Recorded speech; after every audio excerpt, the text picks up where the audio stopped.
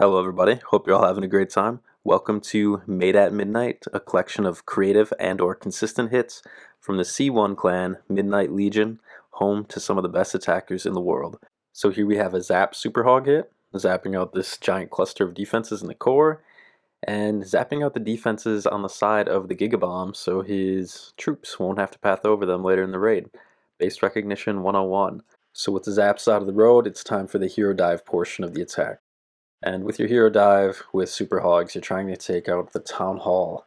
And you're trying to create pathing for your Super Hogs so that you can create a nice thin channel to keep your Hogs all combined and clustered together so that a heal spell will cover all of them. So he's using the log launcher trying to open up this wall going into the Town Hall. Even if the log launcher fails, he has the King EQ boots to open it up. Got those ice golems to freeze up the ricochet cannon, which can be very problematic if it were to lock on to the king and then have the second shot hit the queen.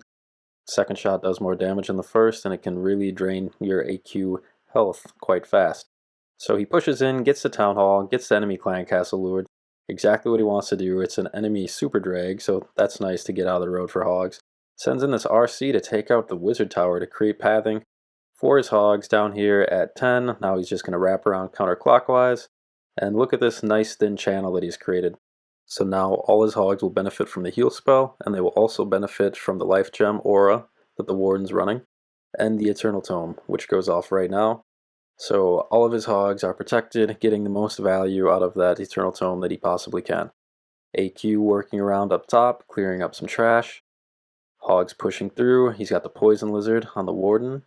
Poison Lizard will help with the enemy heroes and helps take out skeleton spells.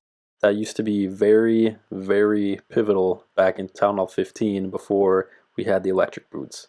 If anyone remembers running the twin Hogs, you always had to have the Poison Lizard on the Warden to help deal with skeleton traps to free up your RC.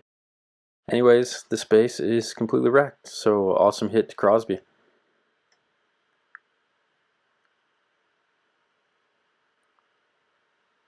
Alright, so this is a fun base. Not often that these bases come along, and when they do come along, we can really take advantage of them. We have double invis towers, and I want to take out the right compartment with the fireball and the left compartment with Zap's giant arrow combination. Here's a little look at the army quick. Going in. Gonna fire the giant arrow from the rightmost army camp. Going to use a wall breaker to test for traps. I'm using a wall breaker so it stays at the very top of those wall compartments and doesn't trigger the enemy clan castle. If I would have used a giant or a rocket loon, I would have triggered the enemy clan castle that would have killed my flame flinger. So this way I avoid doing any of that. Alright, so I'm setting up my funnel. I want my AQ to go from the right to the bottom, go in towards the monolith compartment, drop some EQs, AQ ability, giant arrow, rips through, lightning's down, takes out the enemy invisibility spell tower on the left side, and fireball on the right side. So now both of those compartments are much more manageable. And instead of sending in Root Riders and Valks, now I'm just going to do a nice little walk with Ice Golems to stall up these defenses. The only bad thing here is that this Ice Golem has to take a long time getting there, so he's only able to freeze and stall up the enemy hero. BK coming in to meet up with the AQ. This is important because we need the BK to open up the center walls for the AQ so she doesn't have to beat on the walls. King's coming under some fire from the monolith. And if King does come under fire from the monolith, don't hesitate to use an invisibility spell to push him closer to the wall so that he'll open up the walls for the AQ. I didn't have to there because the walls were close enough that the AQ could reach the town hall without having to force the BK in closer. So now I'm just walking the RC around the outside, sprinkling in some ice golems to distract some defenses. And this is a really fun strat. You guys should give this a try. It's a little base specific as far as when to use giant arrow and or fireball or not use any of them. But in war, you can pick out what base you want and it's completely manageable.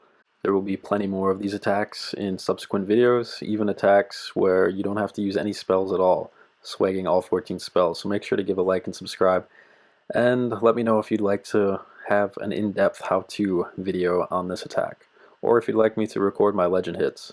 Anyways, let me know in the comments.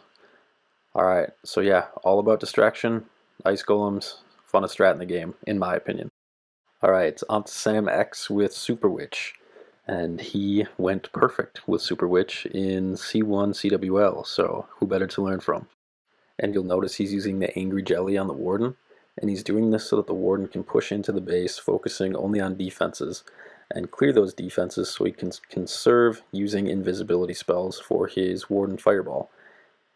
I believe he's going after the sweeper next to the clan castle. So he wants to clear out enough defenses so that he only has to use invisibility spell on the Inferno Tower and the Archer Tower to the left of the Warden. And since he's using Angry Jelly, he wants to wait for the Angry Jelly to not be active anymore. So when he drops his invisibility spells, the Warden won't go farther into the base trying to find a defense. And a lot of times when that happens, the Warden with low hit points will die, because he will surge into the base and encounter too many defenses at one time. So whenever using the Angry Jelly, make sure the Angry Jelly is inactive before launching the Fireball. Fireball goes down, takes out the Spitter, takes out the clan castle, and now he can drop his Super Witches. He's going in towards this monolith with the Super Witches. There comes the Super Witches, pulls Warden down, Ice Golem down to distract.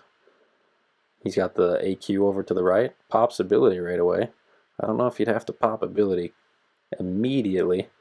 A lot of times it's nice to conserve the abilities, but I'm seeing a lot of people pop abilities immediately nowadays. It must be that the game's gotten easy. But anyways, so he's pushing in. He's got the Super Witches, the king, or behind the king, the big boys. He's trying to work the BK in, and the king should get into the core. He's got EQ boots, Spikey Ball. You always want to use a Spikey Ball because a Spikey Ball can take out a spell tower. It doesn't in this case, but it still hits 8 buildings, which is pretty OP. So now he's got the main force of the army pushing into the core, working towards this last main compartment. And yeah, he hasn't deployed the RC yet. He's got 2 freezes, a poison, and plenty of big boys and Super Witches, and his healer is still alive. This base is completely wrecked. Also, he still has fire mites coming. Anyways, yeah, base is done.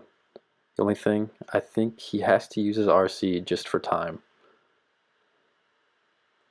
Either that, it might not even been for time, it was just he got bored of the raid and drops the RC just to help clean up. Alright, so there comes in RC, and he's using the shield and the rocket spear. And when you're using shield, you want the RC to be deployed on the outside of the base so you don't encounter skeleton traps.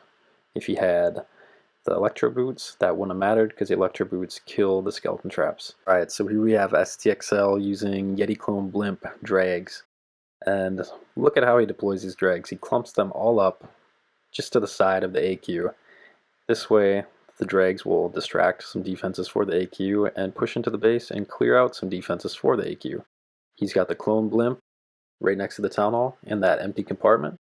Yeti mites and Yetis work over, take out the town hall, and now he's created this nice little path where his AQ can just work on the outside, free of any major defenses.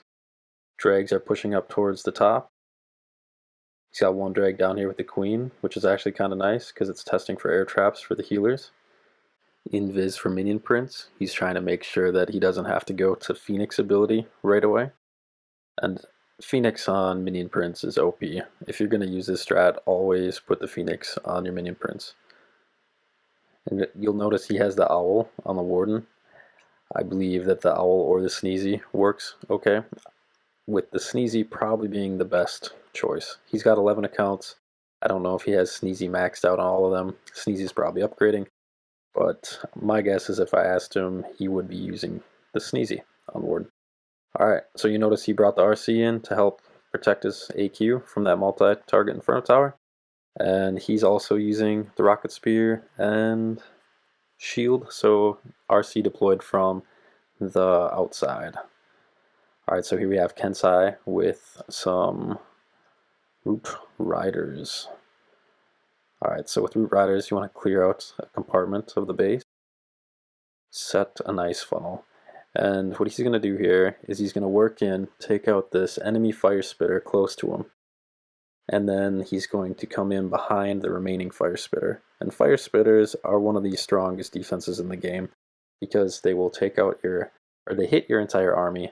And a lot of times they have such far reach that they will peel off your healers. And you want to keep your healers alive as much as possible in any major raid that has healers. Alright, so now he's creating the funnel to push his RRs in towards the Town Hall compartment. He dropped an Ice Golem ahead of the King, yet somehow the Monolith managed to target the King. So now he's got all the snakes from the Snake Bracelet coming through, trying to distract, getting taken out pretty quick. AQ to ability to force the funnel. RR's in, Valks, Warden, RC in behind. He's got the troop launcher. And now all of his troops are going right towards the Town Hall. Perfect funnel. And he's got an overgrowth on the backside. This way he keeps his RRs closer to the AQ so that when the AQ wraps around the outside, the defenses won't be targeting her just by herself. So the RRs and the Valks will distract some of these defenses for the AQ to get as much value as possible. And you really want to synergize your troops with whatever army you're using. And now the overgrowth comes off, poison spell goes off, but he still has all of his healers to keep his RRs and Valks healthy. He still has a giant. Diggy is still stunning defenses. Just has one more enemy hero to worry about, and this base is done with. So yeah, nice job, Kensai. Couple Valks, Super Barbs on the outside, cleaning up. But yeah, make sure to synergize whenever possible. And when you're doing some more of the crazy strats, synergy becomes that much more important. The more free buildings you can get, the easier the attack is. So here we have Ninja, aka Kensai, who we just saw doing a Root Rider attack, now doing a Super Miner attack.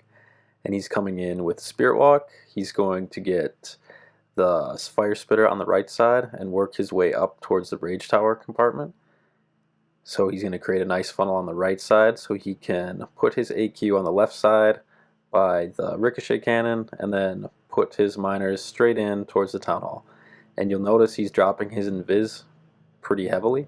And he's doing this to keep his Spirit Fox alive near the Town Hall.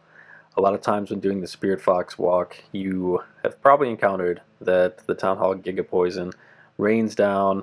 Even if your Spirit Fox is invis, it traces to the Spirit Fox and can kill the Spirit Fox quite quickly. With a Super Miner hit, you want your Spirit Fox alive for later in the raid, because you want your Spirit Fox to make your RC invisible, since the Super Miners will burrow underground and leave your RC exposed to the defenses. So now that he's got his path created, he's dropping a little Valk here to take care of those ground skellies. AQ on the left side, creating a funnel. Got the giant, and the Frosty, taking out this Ricochet Cannon. You always want to use a Frosty when approaching a Ricochet Cannon. Now he's coming in, got some loons, and he's using the Minion Prince, so he can use the Dark Orb to freeze up and slow down some of these defenses. RC comes back in, Spirit Fox alive and healthy. Giant out in front. A bonus. AQ still alive. Frosty was able to distract for that remaining Ricochet Cannon for the AQ to take down. That was clutch. And now he's got all his Super Miners in the core. RC, he's got the Rocket Spear. And the reason he's got the Rocket Spear is the exact same thing I was talking about earlier. Because since the Super Miners go underground, it leaves the RC exposed. So you want to use the Rocket Spear so that you can reach some of these far defenses without having to engage them. So now we have the Super Miners in, and you can just see how many Super Miners he has left. They take out that Monolith very quickly, and the base is completely wrecked. I'm always surprised when I watch Ninja or Kensai's hit that he has basically all of his Super Miners left every raid. So yeah, definitely give this a try. It looks like a lot of fun. Rage on the Warden, and I'll be playing a lot more of these, bringing a lot more of these Super Miner hits in upcoming videos. So make sure to like and subscribe, and yeah, thanks for watching. See you guys next time.